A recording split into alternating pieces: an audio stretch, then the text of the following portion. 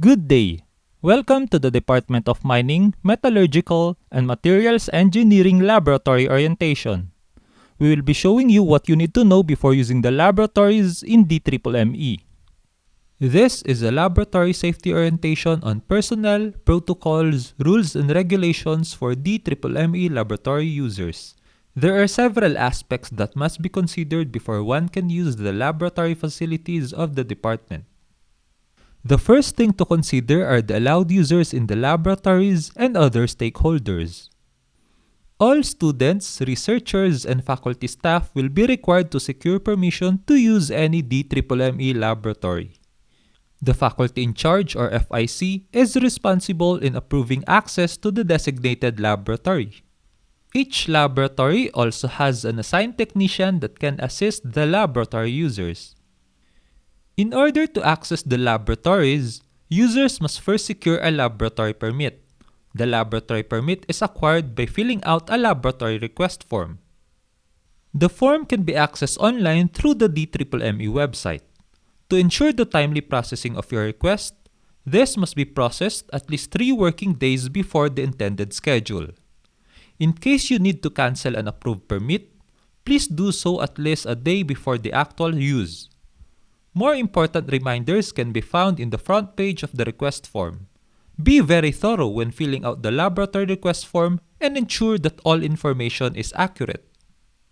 To help you visualize the approval route of the Online Laboratory Reservation System, or LRS, this flowsheet is provided. Upon submission of the request form, a prompt is sent to the nominated supervisor for endorsement. If the request has been successfully endorsed, then it will be routed to the supervising personnel. The supervising personnel is responsible for monitoring the activities of the users beyond regular hours. If the laboratory schedule is within regular working hours, however, there is no need for a supervising personnel and this approval stage is skipped. The next approving entity is the laboratory FIC. They will assess the permit and decide whether or not to approve the request.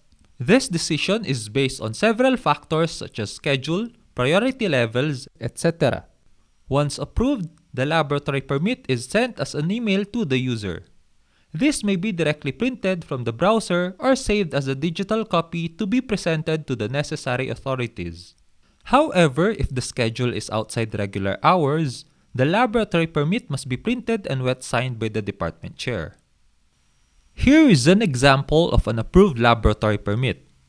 This should contain all the details of the request. This is digitally signed by the FIC but, again, must have a wet signature from the department chair for permits beyond regular hours.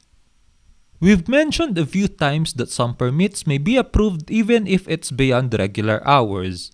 This slide shows the regular laboratory working hours for each user level. Please take note of these hours and take them into account when processing a laboratory permit. Each laboratory has a laboratory FIC and technician responsible for the access, upkeep, and improvement of the lab. You may contact them to know more about the available equipment for instructional and research use. Moreover, the technician will be primarily responsible for assisting you during your scheduled laboratory use. All users who access the laboratory must log before entry. Each laboratory will have their own logging system. Documentation is necessary to allow monitoring of the users in case incidents arise. All users of equipment and lab space must log accurately and completely. Any equipment issues must be reported to the assigned faculty members or technicians. Should users require any form of assistance from any laboratory technician, a job order must be requested. This is done through the Job Order Management System, or JOMS, which can be accessed through the DMMME website as well. Users are encouraged to make necessary arrangements with the technicians prior to the actual submission of the form. The flowsheet shows the different states of the job request as it goes through the system. Once a request is submitted, a job order ticket is automatically created with a control number and is marked as open. If the technician decides that the job order is not possible, then they may reject the request, which automatically closes the request. The user may, however, reopen the request once an agreement has been reached with the technician regarding its viability. If the technician accepts the request, then this is marked as open and ongoing. Once the job order has been accomplished, the technician will request for its closing. An email prompt will be sent to the user for the proper closing of the request. This will include the feedback submission. Failure to properly close a job order may result in suspension of laboratory privileges, which will be discussed later. We will now be discussing laboratory practices. Good laboratory practices, when done, will ensure a safe, efficient, and orderly laboratory use. All laboratory users must follow the rules that are set by the Lab FIC and the Lab FIC Committee. Otherwise, their privileges of using the laboratory may be suspended. Approval of laboratory permits requires users to follow all rules specific to the laboratory.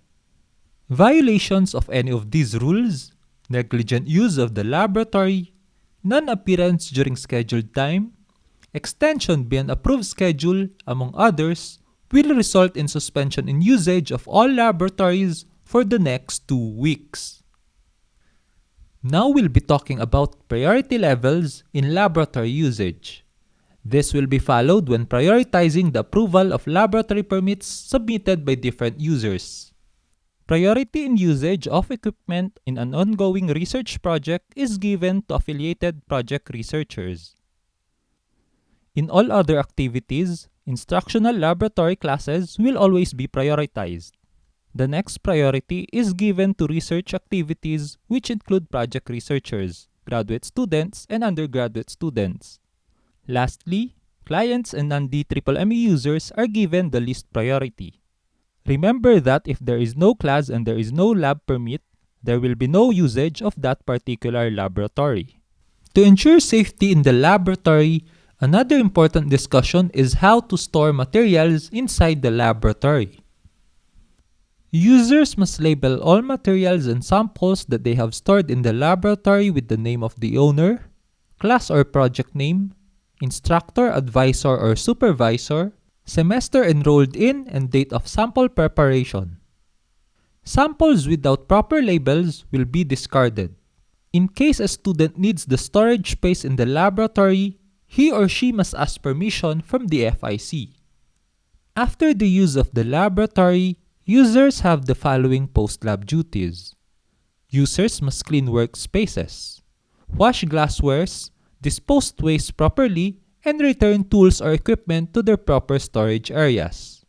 All chemical and material waste must be disposed properly in designated bins or submitted to the technician for proper disposal. Users also have to switch off utilities if they are the last to leave the laboratory beyond 5 p.m. They must inform the supervising personnel and guard on duty. Students must first report to the Lab FIC or technician for closing of the permit. Otherwise, you may be restricted from requesting a new permit if you have too many unclosed transactions. Let us now talk about minimizing laboratory incidents to 0. In case of any incident, report immediately to the instructor or supervisor or any available personnel. First aid responders should take appropriate action, locate the first aid kit, wash or emergency shower, and use as necessary. The responding faculty or technician must also prepare an incident report with the individuals involved and submit to the faculty in charge within 48 hours after the incident. In case of emergencies, here are the numbers that you need to contact. At the end of the semester, all students who access the DMMME laboratories must accomplish a laboratory clearance. All students enrolled in the lab class must secure a lab clearance before his or her grade is submitted. Undergraduate and graduate thesis students will be required to personally dispose their laboratory materials, otherwise, non-compliance will result in the denial of their laboratory clearance. Project staff will also undergo a laboratory clearance at the end of his or her contract prior to the issuance of Certificate of Employment. For proper usage of laboratory equipment and laboratory spaces, It is important that you are familiar with the laboratory standard operating procedure before starting any of your laboratory work. It is imperative to familiarize yourself with the hazards of your materials, equipment, and chemical agents. Additionally, please memorize the prescribed safety procedures according to the MSDS and learn the emergency spill procedures and the appropriate adsorbents. Note the emergency contact information and how to report any incident. Likewise, also identify the designated escape routes which are posted in strategic locations around the department. You must also know the location of the fire extinguishers, eye wash area, shower, first aid and spill kit. You may ask the laboratory technicians or your instructor before starting your laboratory work. For safety procedures while working inside the laboratory, it is very important that you wear the prescribed personal protective equipment or PPE. Restrain long hair and loose clothing and avoid wearing pieces of jewelry. You must follow universal precautions to ensure safety. Always handle unknowns as if they are hazardous. Any volatile chemicals must be handled inside the fume hood. When transferring chemicals, you must also use mechanical transfer devices such as pipette. Lastly, if you are leaving the laboratory, please identify and dispose waste materials and reagents properly. Wash and decontaminate your work surfaces, your equipment, and your glassware. Unless specified otherwise, set all equipment off or return to their initial setting. Return the tools and equipment to their proper storage areas, and finally, remove any residual chemicals and wash your hands and your arms. Remember, you must always bring the Material Safety Datasheet or MSDS of chemicals and reagents that you will be handling. Always label all materials and samples stored inside the laboratory appropriately. Again, for safety, we have to remember our do's and don'ts. Do wear your personal PPE and protective equipment. Do bring printouts of MSDS. Do log your use of equipment or laboratory space. And always follow safety protocols. Do not ever wear earphones. Do not eat, smoke, or drink inside the laboratory. And lastly, do not leave your experiment unattended. There should be no hanging out or horseplaying inside the laboratory, especially when conducting an experiment. Let's talk about personal protective equipment or PPE. Know the appropriate PPE for the activity that you are supposed to do. Some laboratories may have stricter PPE requirements, especially for specific activities. Ask your instructor, supervisor, or laboratory faculty in charge about it. In order to protect your head, you must wear a designated head protection gear. This will be required when objects may fall from above and strike you from the head, when you may bump your head against fixed objects like pipes and beams, or whenever your head may come into contact with electrical hazards such as wires. Head protection typically consists of a hard hat, which is classified into 4 different kinds: Class A, B, C, and the bump hats. Eye and face protection is also required when you will be exposed to flying particles or shrapnel, molten metal, liquid chemicals, acids or caustic liquid, chemical gases or vapors, potentially infected material, and potentially harmful light radiation. Examples of eye and face protection include goggles or safety spectacles which protect eyes from impact, dust, and splashes. Welding shields can protect from heat, intense light, sparks, metal splatter, and slag chips. Face shields protect against dust and hazardous liquid. Hand and arm protection may also be required. Gloves or sleeves may be worn when exposed to different kinds of chemicals. There are 4 main types of gloves or sleeves: general duty, sharp objects, for cuts, and for chemicals. Check this table in selecting the appropriate material for different chemicals. Foot and leg protection may be required whenever your foot may be injured. Shoes and boots are examples of foot and leg protection. Always remember that inside the laboratory, slipper, sandals, and open-toed shoes and high heels are not allowed. Other kinds of foot and leg protection include steel-toed shoes, metatarsal guards, and chemical-resistant footwear. There are different types of materials that can be used as protective clothing. Selecting the appropriate material depends on the laboratory activity to be performed. When working in a very high noise environment, you may be required to use hearing protection. Again, when working in a very high noise environment, you may be required to use hearing protection. Examples include earplugs and earmuffs. These must be worn properly to ensure protection. Now let's talk about handling chemicals. When using chemicals, always prepare Material Safety Data Sheet or MSDS or Product Safety Data Sheet or PSDS. Remember to read the label first. A typical MSDS will contain information about the reactivity of the chemicals, fire hazard, toxicity, and other special requirements when handling particular chemicals. It will also show how to do the first aid in case of an incident involving the chemical. Your PSDS will also contain some chemical information such as reactivities, densities, etc. You should also know the Hazardous Materials Identification System, which has ratings for health, flammability, hazard, and the level of protection needed to handle the chemical. The color bar is not used for emergencies and is simply used to convey rather health warning information. 0 is indicated for no to minimal hazard, and 4 for extreme or severe hazard. A white bar indicates what PPE must be used when working with the material. The NFPA 704 standard system for the identification of the hazards of materials for emergency response is colloquially called the fire diamond. Blue represents the health hazard or toxicity, red is the flammability, yellow is the chemical reactivity, and white for special codes for unique hazards. Again, 0 is for no risk and 4 for severe hazards. There are some other symbols that you may encounter. The skull and crossbones represents toxic. Dangerous to the environment shows a barren landscape. Corrosive shows a hand in a piece of metal attacked by acid.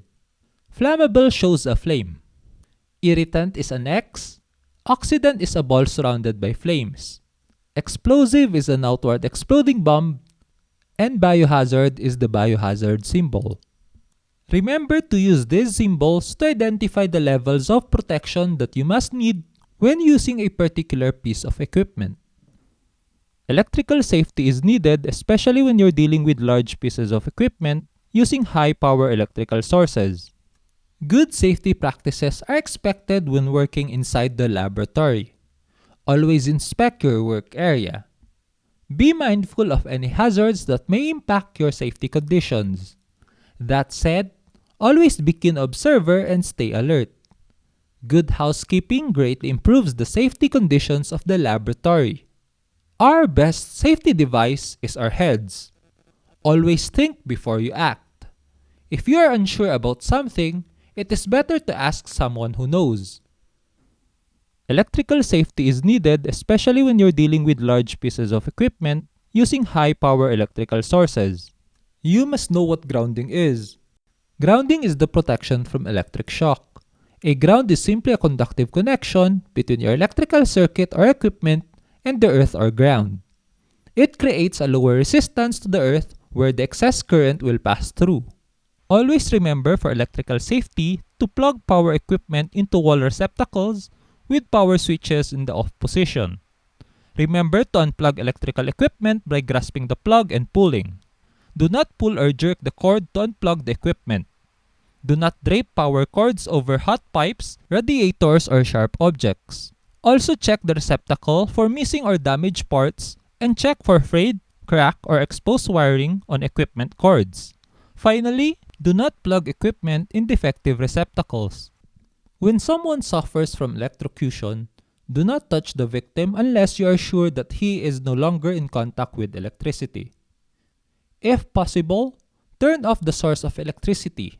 If this is not possible, use a non-conductor such as a wooden broom, monoblock chair, rubber mat, rope, etc. to separate the victim from the source. Remember, safety is everyone's responsibility.